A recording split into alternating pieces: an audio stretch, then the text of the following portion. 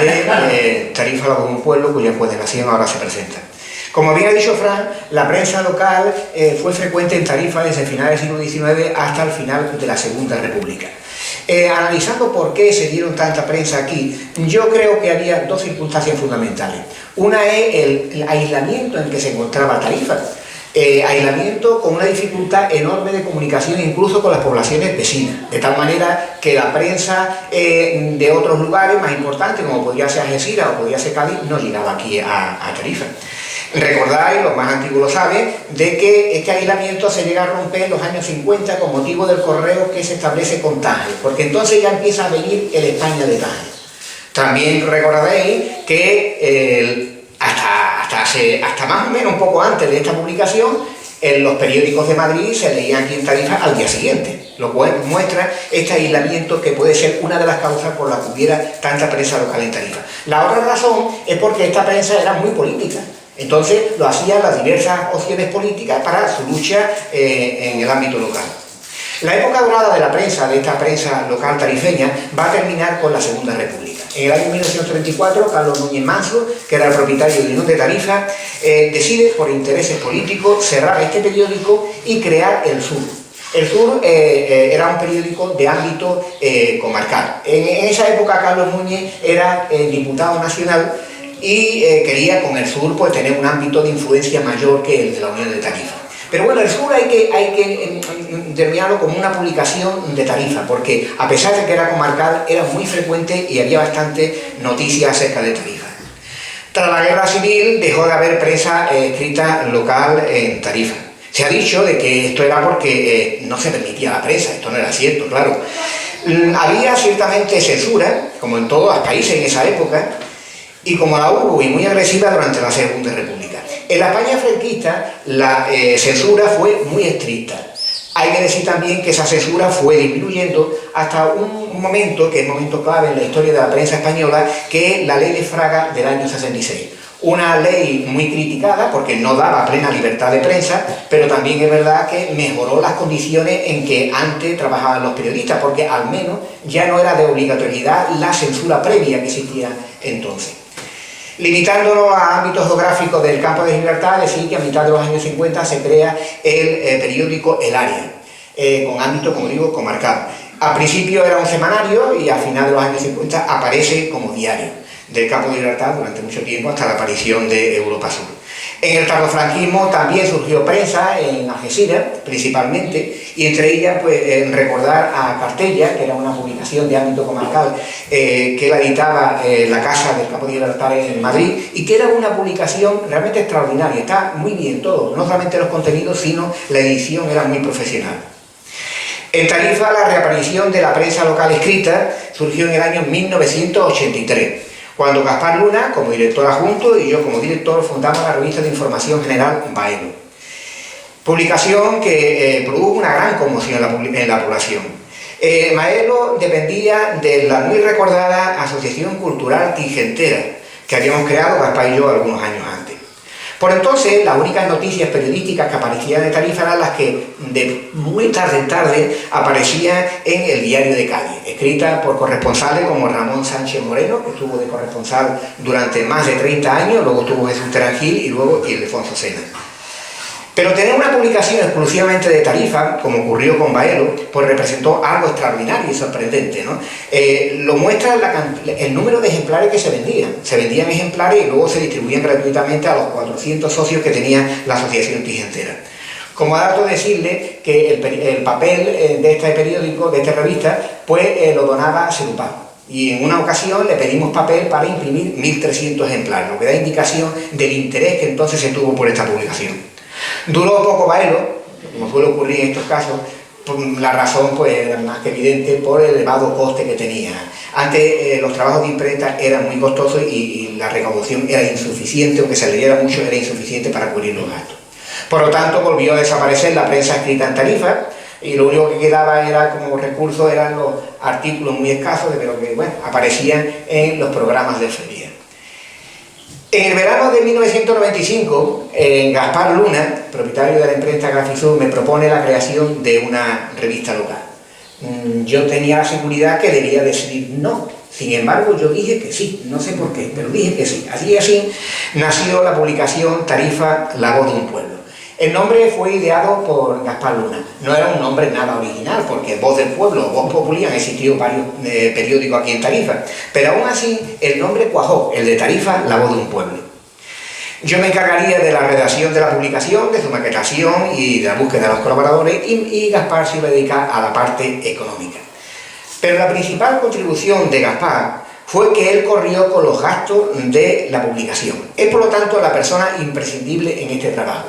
Todos los demás que participamos, en cuyos nombres diré a continuación, podíamos estar ausentes. Si él estaba ausente, no hubiera habido esa publicación, porque, como digo, él el que cubría los gastos. Porque es verdad que al principio se vendían bastantes ejemplares, pero es que era insuficiente para cubrir, con la venta y con la escasa publicidad que había, cubrir los costos de aquella publicación. Por lo tanto, Gaspar, como digo, se hizo cargo del coste, algo que él previamente ya sabía. Es decir, cuando se inicia este proyecto, sabía que eso no iba a tener rentabilidad económica. Tarifa no tiene una entidad como para que eso ocurriera. Fueron muchos los tarifeños que colaboraron en Tarifa de un Pueblo. Algunos eran fijos, colaboraban en todos los números, y otros eran ocasionales.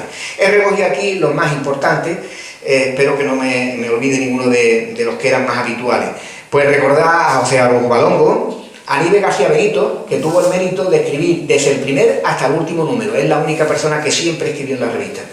Mariluz Terán Santander, Enrique Díaz Rodríguez, Sebastián García León, Miguel Manella Guerrero, Jesús Herrera Casalla, Mercedes Montano Reiné, María José Iglesias, Ángel de Cabo de Cosas, Juan Navarro Cortesejo, Francisco Gómez, Carlos Romero Romero, Jesús Terán Gil, entre otros. La publicación tuvo varios directores, yo dejé la publicación, entonces la dirección recayó en Ángeles Rondón Rosani y posteriormente en Xusterán. Tarifa La Voz de un Pueblo no contó con ayuda económica de la administración. Decir esto en la época de hace 25 años podría haber sido sin sentido, pero esto hay que decirlo hoy día, porque la cultura, las iniciativas culturales, primero se piensa qué tipo de propuestas van a recibir dinero de la administración y luego se pide dinero de la administración. Esto trae como un efecto pernicioso que en realidad, aunque de forma indirecta, sea la administración la que empieza a controlar la actividad cultural. Bueno, le voy a contar algunas anécdotas. Algunas de ellas pueden parecer, incluso a nosotros, que ya tengo una edad, nos pueden parecer sorprendentes, porque nos da la impresión de como si la tecnología hubiera estado siempre, cosa que bien sabemos no era así. Entonces había poca gente que tenía ordenadores, naturalmente nadie tenía correo electrónico ni cámaras digitales, que no existían. Así que algunos colaboradores lo que hacían era, al principio de la revista, luego fue variando con el paso del tiempo, lo que hacían era escribir con máquina mecánica los artículos, y otros lo que hacían era escribirlo a mano. Así nos llegaba a nosotros. Aquí tengo que mentar el cuidadoso trabajo mecanográfico que siempre hacía José Araújo, impecable, ni un solo error. Mientras que Miguel Manella, que era más avanzado tecnológicamente, era el único que por entonces entregaba el trabajo en unos disquetes, recordad ustedes, los disquetes de 3,5 pulgadas. Por lo tanto, quiero decir que había un trabajo añadido en la preparación de Tarifa de un Pueblo, que era lo que se llamaba en periodismo picar el texto, es decir, teclear el texto al ordenador. Y luego hacer la corrección, lo cual llevaba bastante tiempo, porque existían programas de reconocimiento de caracteres, pero cometía tantos errores que se tardaba más tiempo en corregir los errores del programa que en pasarlos directamente a mano. Hacer la fotografía era otro problema, porque claro, el costo era importante. Entonces se hacía naturalmente con cámaras analógicas, en un carrete de blanco y negro, se hacía la fotografía, la justa para poder sacar la publicación, entonces se llevaba mano roja, y lo que hacía Roja era cortar el carrete, la parte que se había utilizado, y dejar lo que quedaba de carrete para el próximo número, ¿no? Con la intención de ahorrar dinero. Estamos hablando de hace 25 años, es un tiempo importante, y importante porque ha cambiado el nivel cultural de la población muchísimo. Hoy día a cualquiera se le puede pedir que prepare un artículo y lo hace dignamente bien, pero entonces no era así. Muchas de las colaboraciones que recibíamos no reunían las condiciones para ser impresos, así que era necesario editar esas colaboraciones, eso era frecuente. El proceso técnico de impresión también era largo. Eso hoy en día no ocurre. Toda la maquetación de la revista se hace en el ordenador, luego se hace en PDF y del PDF va directamente a impresión. Esto no era así. Había bastante trabajo manual y esto significaba que era el encarecimiento de la publicación. Quiero contar algunas anécdotas. Una de ellas, yo creo que por lo menos la que me afectó a mí, la más curiosa, y una anécdota que originó un gran recuerdo. Yo montaba el interior de la publicación. Sin embargo, la portada, no sé por qué, pero bueno, la portada la montaba el diseñador de la imprenta.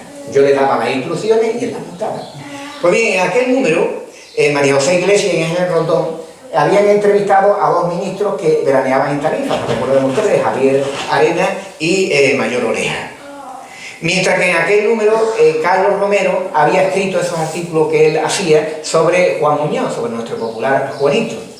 Entonces, cuando yo miré el contenido de la revista, vi que los dos principales artículos que había eran la entrevista a los ministros y a Juanito.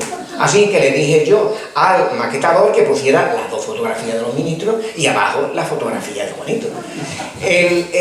Yo vi el trabajo, lo vi yo terminado en la pantalla del ordenador. Y yo le di el visto bueno, no vi nada raro. Es verdad que me dijo el diseñador, dice, tengo que coger y difuminar un poco la fotografía para superponer una con otra, porque no tengo espacio. Digo, vamos a darlo. Al día siguiente, cuando yo vi impreso en la portada, no pude dejar de reírme, porque claro, entonces yo me di cuenta de lo que se había hecho. O sea, que habíamos equiparado a dos ministros, además importantes del gobierno, con Juanito Tonto, cuya condición todos conocían. Bueno, esto causó una irritación enorme en el Partido Popular. Hasta el extremo que se reunieron para denunciarme. Y yo decía, ¿por qué me van a denunciarme? La denuncia no fue adelante porque ellos comprendieron que una crítica a esa portada iba a originar un problema con la gente, porque había que criticar a Juanito, que quedaba en este caso. Bueno, yo estuve dirigiendo la publicación durante más de un año. Pero claro, era un trabajo que no ganaba nada, como es lógico, y que era agotador y finalmente lo dejé. La dirección fue a otras personas, como he dicho, a Ángeles Rondón, que tenía la colaboración de María José Iglesias y finalmente, como he dicho antes, Schusterán. Con el paso del tiempo, la revista aflojó, pero no aflojaron los contenidos. Los contenidos, y teniendo en cuenta que las dos eran periodistas, María José y Ángeles, los contenidos también, o sea, lo que se aparecía en la revista era lo que estaba ocurriendo entre 2 semanas en la población. Lo que ocurrió, entiendo yo, es que el público se cansó, ya no tenía interés, perdió el interés, y la revista pues fue, como digo, aminorando su interés. Así hay que decir que al comienzo de la revista va a coincidir con el conflicto originado por el cable de conexión, interconexión eléctrica con Marruecos. Entonces había muchos artículos muy vivos referidos a este conflicto. Entonces eso animaba a la gente a leer más la publicación, por eso se leía también más al principio. En el año 2001, Tarifa como un pueblo pues desapareció después de 6 años de existencia. Bueno, la vida de este tipo de publicaciones en poblaciones pequeñas es lo que suele ocurrir. Es muy difícil mantener una publicación de esa durante mucho tiempo. Aquí ocurrió por las razones que antes he dicho de Gaspar, ¿no? Cuando se hojean las páginas de la colección, de la revista, uno se asombra, al menos yo me asombro, de lo que ha cambiado, el cambio tan radical que ha tenido Tarifa. Es verdad, son 25 años, pero 25 años desde un punto histórico tampoco es tanto. Nosotros recordamos muchísimas cosas hace 25 años, no es el tiempo, es la transformación que ha tenido Tarifa. Así que la colección Tarifa de los Pueblos, que hoy se presenta encuadernada, tiene en primera parte un valor histórico, porque se hace 25 años, ¿no? Pero un valor añadido porque habla de otro pueblo, no el pueblo que tenemos ahora, que lamentablemente aquel pueblo ha desaparecido sin que ello haya traído consigo, según mi pensamiento, mejorías apreciables. El tarifeño, entendido como aquel que ama Tarifa, sus tradiciones, su patrimonio, su cultura, su territorio, es cada vez más escaso, Y la lógica del tiempo hará que los que todavía quedan pues desaparezcan dentro de poco. Serán sustituidos estos tarifeños, que antes eran muy abundantes, se van a ser sustituidos estos tarifeños por aquellos que se ven por las circunstancias que hayan nacido en Tarifa, o aquellos que por su labor empresarial o laboral deban de permanecer aquí. No puedo olvidar otra cosa referente a la revista. Se trata de los premios Tarifa La Voz de un Pueblo. Hace varias décadas, cuando todavía existía cierta dignidad del periodismo, que hoy ya ha desaparecido, y los periódicos pretendían ser imparciales, cosa que hoy ya no lo son, pues surgió la moda en los medios de comunicación de crear premios, con lo cual recompensar a las personas más meritorias en el ámbito de los medios de comunicación del año, porque son premios que se concedían al final de año. Pues bien, yo tuve la iniciativa de crear estos premios ligados a las revistas, para recompensar a las personas y entidades que habían sobresalido durante todo el año en Tarifa. El jurado estaba formado por los colaboradores habituales de la publicación. Entonces elegíamos al personaje del año y había premios a la cultura, a la artesanía, al deporte, a las asociaciones, a la música. Tras la desaparición de la revista, pues se siguió concediendo estos premios. Y los que habíamos sido colaboradores habituales de la revista, pues seguimos siendo el jurado y los organizadores de aquellos premios. Estuvo funcionando estos premios durante 13 años y se concedieron 135 premios. Fue una experiencia, al menos para mí, y creo que para los demás que participamos fue lo mismo, una experiencia magnífica. El formato y el diseño con que estaba planteado los premios era impecable. Tanto era así que nos sobraba dinero, es decir, nadie tenía que poner dinero, que nos sobraba. Es decir, el propio premio generaba dinero. Los premios llegaron a las personas y a las entidades que se lo merecían. Quizá, como siempre ocurre en los premios, haya gente más merecedora, pero a mi juicio todos los que recibieron los premios eran merecedores de esos premios. Se hizo una gran labor en reconocer la valía de las personas que habían destacado durante el año, porque se concedía a final de año. Pero este tipo de proyectos, lo mismo que el de la publicación, pues también tiene una vida breve, y en el año 2007 dejaron de darse aquellos premios, que tanto representaron por los galardonados, porque el premio, el que da el premio da muy poco, pero el que recibe el premio, aunque era simplemente un diploma de papel, que costaba €1 en la imprenta, el que recibe aquel premio recibe muchísimo. Más de una vez, personalmente, he pensado en volver a activar aquellos premios, porque era una buena labor, que solo puede hacer una entidad que sea fuera de la política, fuera de los intereses parciales, tal como éramos los que constituíamos el jurado de aquellos premios Tarifa de un Pueblo, que siempre se concedieron sin ningún tipo de cortapisa o limitaciones. Bien, voy terminando y agradecer al Ayuntamiento que le ha puesto a disposición del público todos los números encuadernados de Tarifa de un Pueblo. Agradecer también que me haya dado la oportunidad para comentar algunas historias sobre esta publicación, y también que rinda un homenaje a Gaspar Luna, que ocupó un lugar principal en la vida cultural de Tarifa en los años, principalmente en los años 80. Luego con la revista tuvo otra etapa, pero la principal labor cultural de Gaspar fue con la Asociación Cultural Artigentera. También comentarles que el siguiente paso, como es evidente, ya se sabe que debe de ser que este y los demás numerosos periódicos tarifeños se puedan leer y acceder a través de Internet. Anunciarle que desde el Museo Fundación Venceslao Segura se ha encargado la digitalización de Tarifa de un Pueblo y de otras publicaciones ya modernas, con la idea de colgarla en Internet y crear lo que sería una hemeroteca digital tarifeña. El trabajo va a ser largo y costoso, porque no solamente es escanear las publicaciones, que todavía es relativamente fácil, sino hay que subirla a Internet y, sobre todo, y es el problema que tenemos ahora mismo, hay que adecuar un programa que sea económico, claro, un programa para poder hacer la lectura y, sobre todo, la búsqueda de cualquier palabra dentro de la publicación. Decirle que ya la familia Núñez había escaneado todos los periódicos hasta la República. Es decir, faltan por escanear de periódicos antiguos El Progreso, la Unión de Tarifa y El Sur.